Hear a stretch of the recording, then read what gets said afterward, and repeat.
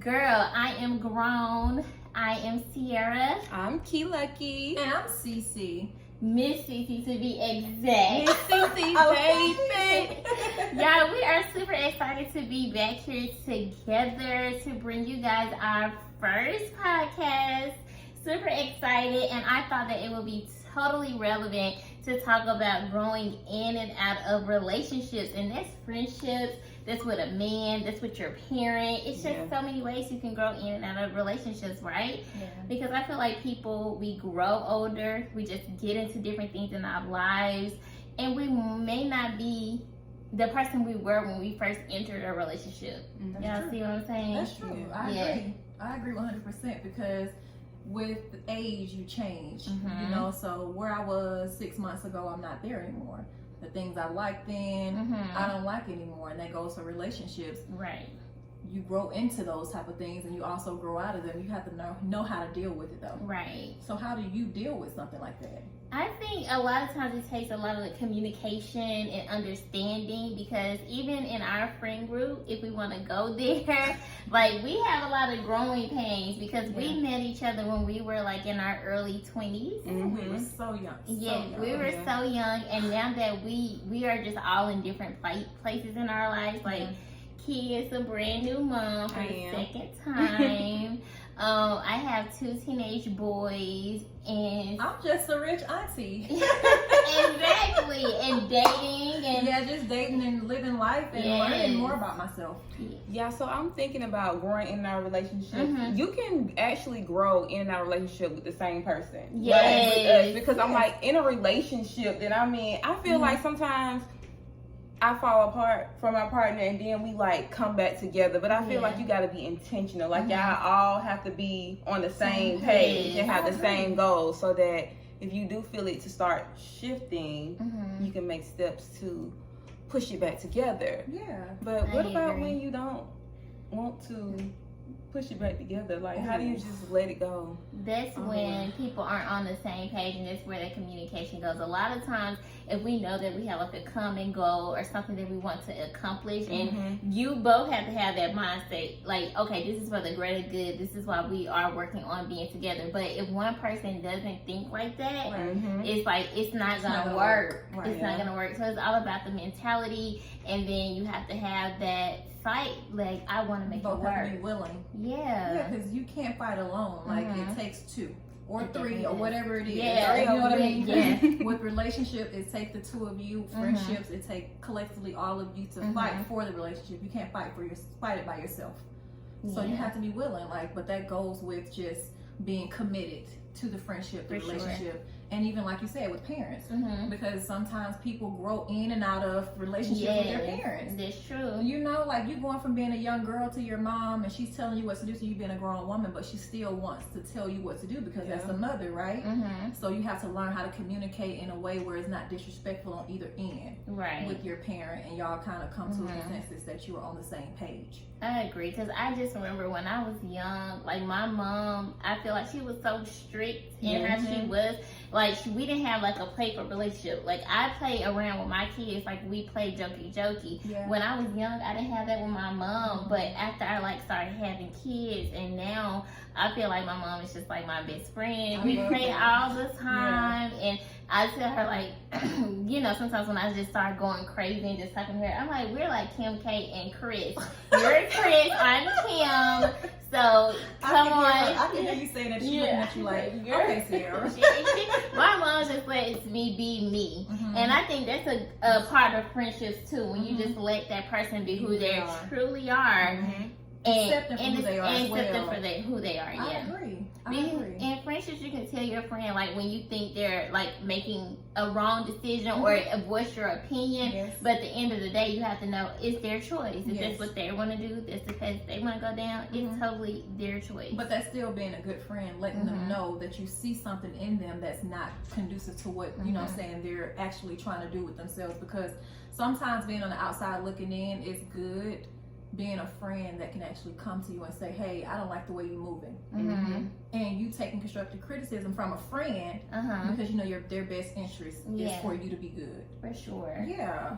So what about when you're like dating and you are with somebody and you know you're like figuring that person out and it's something, it's like y'all are trying to grow into something, but it's like the beginning stages. So how do you know when you want to work on it and grow with that person instead of just cutting them off in the beginning stages? For me, I feel like it's certain things that are attracting me to a person. So it's certain things that I'm see that's pulling me in. That's the thing that's continuing to make me want to grow. But when I'm seeing a lot of turn offish stuff, a lot of red flags, or a lot of just things that take me out of my element, that's where I kind of be like, pump the brakes a little bit. Or sometimes it may not be that it's not going to work. It's just you got to kind of reevaluate what the situation is. I do think it's important in the beginning to nip it in the bud, the things that you're not okay with. Not even just going to them, because like we said, you have to accept people who they are, but you need to know in the beginning, like, this is something I can't deal with. I can't handle this, so don't continue on because of certain things that you like outweigh that. Because down the line, it'll make you resent that person. And you already knew that you didn't like it in the first place. So you kind of got to reevaluate and sit there and really think about what you're doing getting into this relationship if there are certain things you don't like about a person, because sometimes it's the same thing that make you love them makes you hate them. So you gotta check it in the beginning. Yeah, I definitely agree. And you know, guys, I have had some people like in all of my relationships to come to me and tell me, maybe you're a little bit too spoiled, or you like to have things your way. I promise you, I just heard this the other day.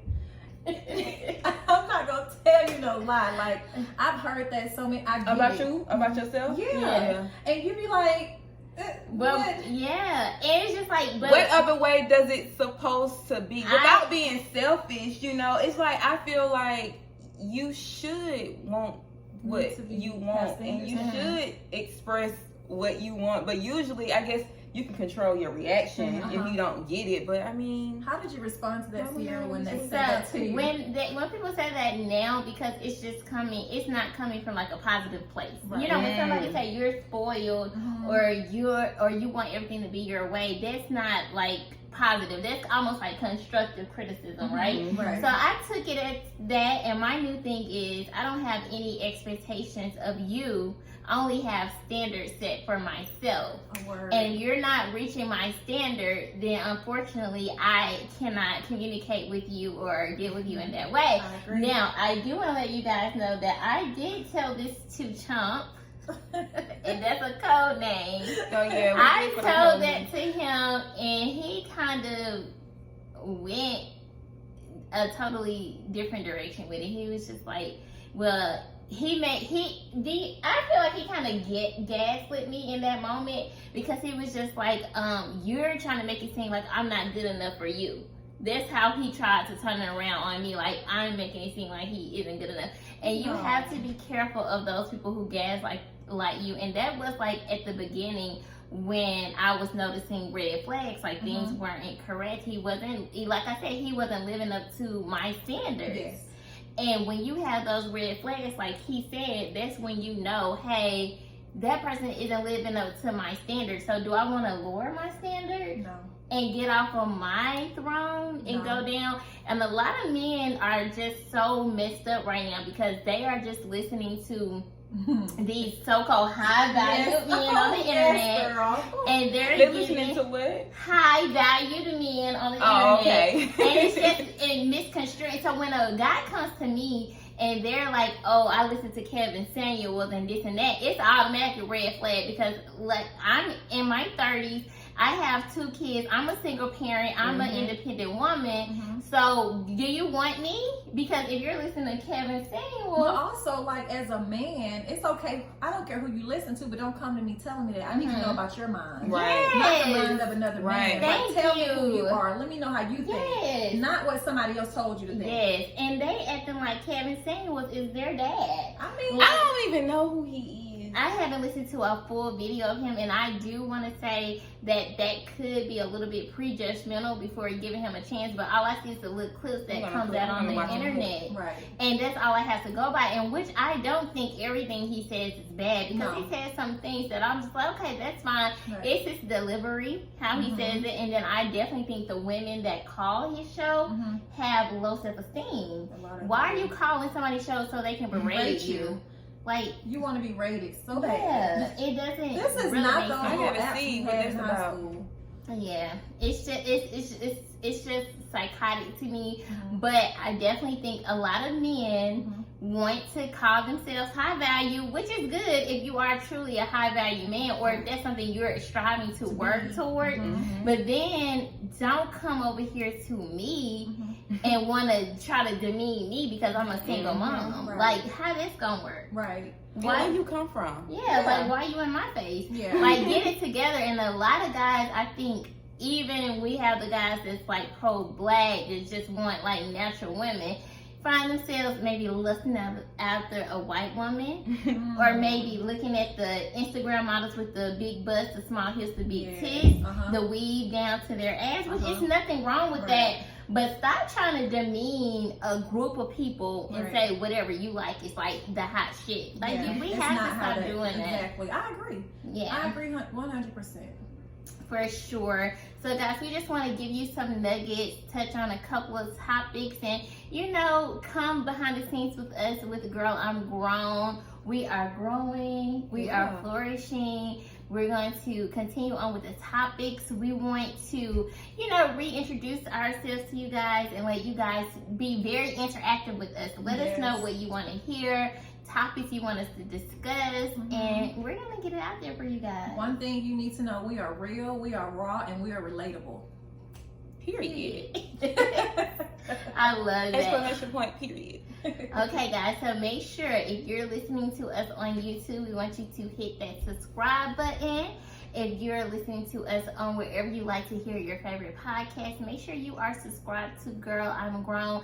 Follow us on Instagram at Girl I'm Grown. For sure. Thank you guys for tuning in. We'll see you next time. Okay, y'all. Okay.